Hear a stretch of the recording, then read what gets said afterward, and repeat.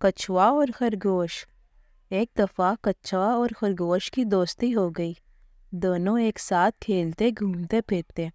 ان کو معلوم تھا کہ لڑائی اچھی بات نہیں، لیکن پھر بھی کبھی کبھی ان کی آپس میں لڑائی ہو جاتی۔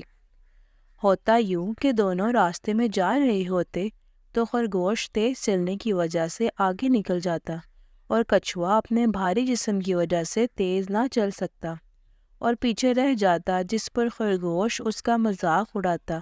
آپ کو تو معلوم ہے کہ کسی کا مذاق اڑانا کتنی بری عادت ہے۔ آخر ایک دن کچھوے نے تنگ آ کر خرگوش سے کہا، دیکھو، مجھے بھی اللہ نے ہی پیدا کیا ہے اور تمہیں بھی اللہ نے ہی پیدا کیا ہے، اس لیے تم اپنے تیز چلنے پر غرور مت کرو۔ اللہ غرور کرنے والوں کو پسند نہیں کرتا۔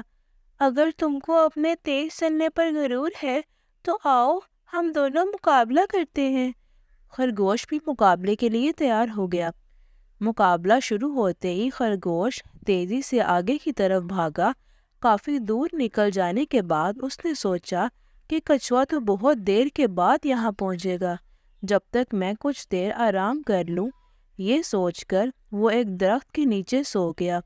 ادھر کچھوا آہستہ آہستہ چلتا ہوا خرگوش کے پاس سے گزرا۔ خرگوش سو رہا تھا۔ کچھوا ساری بات سمجھ گیا۔ اس نے اپنی رفتار تیز کر دی اور مقررہ جگہ تک پہنچ گیا۔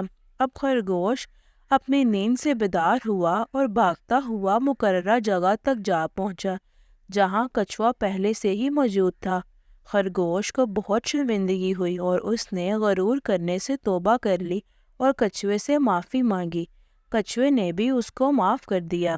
دوستو، ہمیں کسی کا بھی مذاق نہیں اڑانا چاہیے۔ ہر ایک کو ہم اپنے سے بہتر سمجھیں گے تو کبھی ہماری کسی سے لڑائی نہیں ہوگی، اور جو کسی کو تنگ کرنے کے لیے مذاق اڑاتا ہے تو مرنے سے پہلے اللہ تعالیٰ اس کو بھی اس کمزوری میں مبتلا کر دیتے ہیں۔ تو کچھو نے کہا، کچھا